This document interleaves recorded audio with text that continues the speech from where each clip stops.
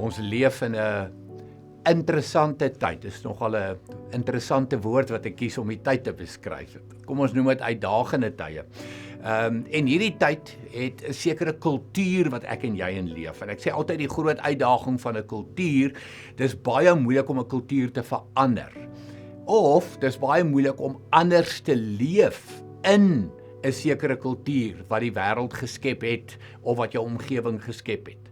En hierdie kultuur wat ek en jy in leef is een van meer, een van nog, een van groter, een van beter. En ons word half ingesuig en ingesluk deur hierdie kultuur.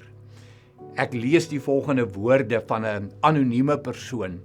Die mens wat werklik arm is nie hy wat te min het nie, maar hy wat altyd meer wil hê.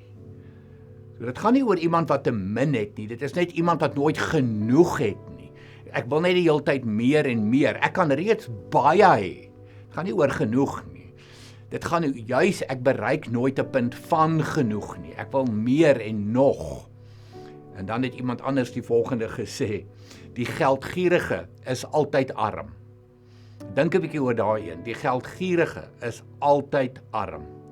En ek leer uit hierdie aanhalings wat ek gelees het, maar net weer hoe belangrik die woord tevredenheid is en vrygewigheid is.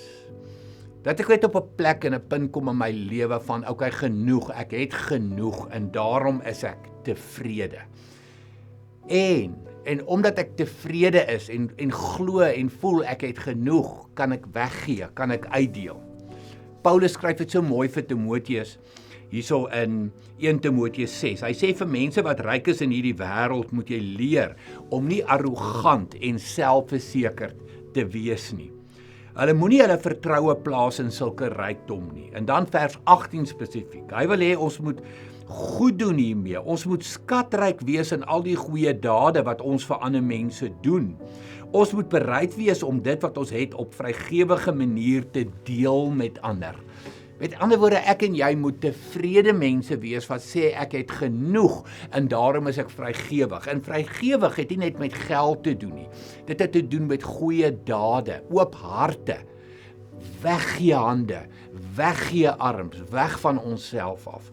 Kom ons doen die lewe so in hierdie kultuur. Ek weet dis 'n uitdaging, want om teen 'n kultuur te gaan of anders in 'n kultuur te leef is nie maklik nie. Maar kom ek en jy vat hierdie uitdaging. Want ons sê ons het genoeg, daarom is ons tevrede en daarom gee ons graag weg.